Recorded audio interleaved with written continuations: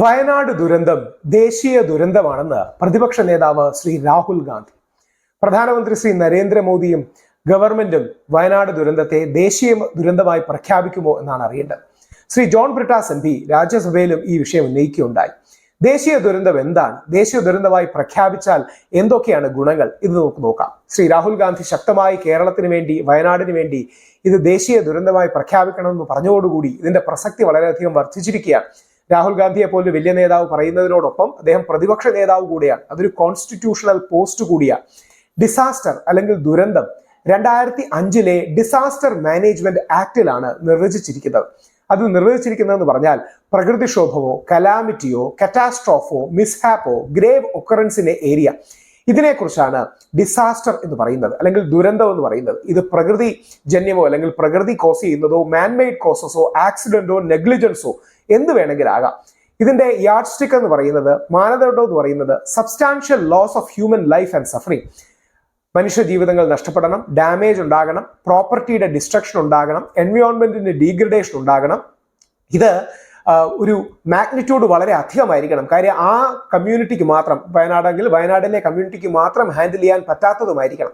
അങ്ങനെയുള്ളതാണ് വലിയ ഡിസാസ്റ്റർ എന്ന് നമ്മൾ പൊതുവെ ഉദ്ദേശിക്കുന്നത്. ഡിസാസ്റ്ററിന് എർത്ത്ക്വേക്ക് ആകാം, ഫ്ലഡ് ആകാം, ലാൻഡ്സ്ലൈഡ് ആകാം, സൈക്ലോൺ ആകാം, സുനാമി ആകാം. ഇതെല്ലാം ഡിസാസ്റ്ററിന്റെ പരിധിയിൽ വരുന്നതാണ്. സെൻട്രൽ ഗവൺമെന്റ്, വ്യത്യസ്ത ഗവൺമെന്റുകൾ എന്താണ് നാഷണൽ ഡിസാസ്റ്റർ എന്നുള്ള കാര്യം സൂചിപ്പിക്കാനും നിർവചിക്കാനും 2-3 എക്സസൈസ് ചെയ്തിട്ടുണ്ടായിരുന്നു. ഇതുവരെ അതിന് വ്യക്തമായൊരു നിർവചനമില്ല. 10ാം ഫിനാൻസ് കമ്മീഷൻ 1995-2000 ഒരു പ്രപ്പോസൽ ചെയ്തിട്ടുണ്ടായിരുന്നു. അവരതിനെ വിളിച്ചത് ദേശീയ ദുരന്തം എന്നല്ല, അവർ പക്ഷേ വിളിച്ച പേര് A national calamity of rarest severity. അതാണ് അവർ ടെക്നിക്കലി വിളിച്ചത്, A national calamity of rarest severity.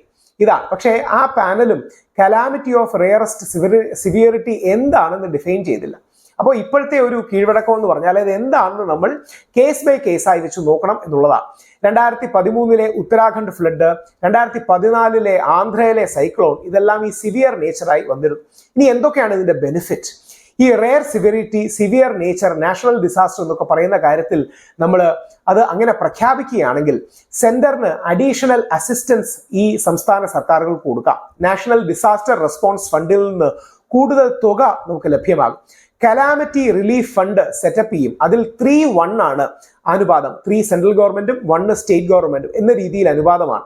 അതോടൊപ്പം പിന്നെ CRF സോഴ്സസ് അല്ലെങ്കിൽ ഈ രീതിയിലുള്ള കലാമിറ്റി റിലീഫ് ഫണ്ട് കുറവുകയാണെങ്കിൽ national calamity contingency fund NCCF എന്നൊരു ഫണ്ടും സെറ്റ് ചെയ്യാൻ കഴിയും. ഈ NCCF ഫണ്ട് 100% സെൻറ്ററാണ് നൽകേണ്ടത്. എന്ന് പറഞ്ഞാൽ കഴിഞ്ഞ പ്രാവശ്യം നമ്മുടെ കേരളത്തോടും മലയാളികളോടും പ്രളയത്തിന് വേണ്ടി സപ്പോർട്ട് ചെയ്തപ്പോൾ കാശ് ചോദിച്ച പോലത്തുള്ള പരിപാടികൾ ഒരു കാരണവശാലും നടക്കില്ല. അത് ചോദിച്ചത് വളരെ മോശമായി പോയത് A ഗവൺമെന്റോ B ഗവൺമെന്റോ അല്ല, ഏത് ഗവൺമെന്റ് ആണെങ്കിലും മോശമായി പോയി.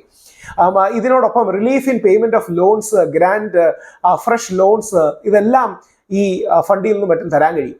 ഇത് national policy on disaster management 2009 വെച്ചാണ് വർക്ക് ചെയ്യുന്നത്. നാഷണൽ ക്രൈസിസ് മാനേജ്മെന്റ് കമ്മിറ്റിയാണ് ഇത്തരം കാര്യങ്ങൾ ഹെഡ് ചെയ്യുന്നത് അല്ലെങ്കിൽ അത് തീരുമാനിക്കുന്നത്. ഒരു ക്യാബിനറ്റ് സെക്രട്ടറിയാണ് ഇത് ഹെഡ് ചെയ്യുന്നത്. ഇന്റർ മിനിസ്റ്റേറിയൽ ആയിട്ടുള്ള ആൾക്കാരും ഇതിനകത്ത് ഉണ്ടാകും. എന്നിട്ടാണ് എത്ര തുകയാണ് NDRFൽ നിന്ന് അല്ലെങ്കിൽ NCCFൽ നിന്ന് ചെയ്യേണ്ടത്. ഈ കമ്മിറ്റിയിൽ finance minister, home minister, agricultural minister, ബാക്കിയുള്ളവർ അതിന്റെ ഭാഗങ്ങളുമാകും. ഇവിടെയാണ് രാഹുൽ ഗാന്ധിയുടെ പ്രപ്പോസലിന് പ്രസക്തി ഏറുന്നത്. ഇതൊരു നാഷണൽ ഡിസാസ്റ്ററായി പ്രഖ്യാപിക്കണം. ശ്രീ ജോൺ ബ്രിട്ടാസ് MP രാജ്യസഭയിൽ ഉന്നയിച്ചതുപോലെ, ശ്രീ രാഹുൽ ഗാന്ധി എന്ന പ്രതിപക്ഷ നേതാവ് വയനാടിന് വേണ്ടി സ്വരമുയർത്തുന്നത് പോലെ വയനാട് ദുരന്തം ഒരു ദേശീയ ദുരന്തമായി പ്രഖ്യാപിക്കണം. 100 കണക്കിന് ആൾക്കാർ മരിച്ചു, കോടാനുകോടി കണക്കിനുള്ള പ്രോപ്പർട്ടി നഷ്ടപ്പെട്ടു, ഒരുപാട് പേർ ഇപ്പോൾ റിലീഫിലാണ്.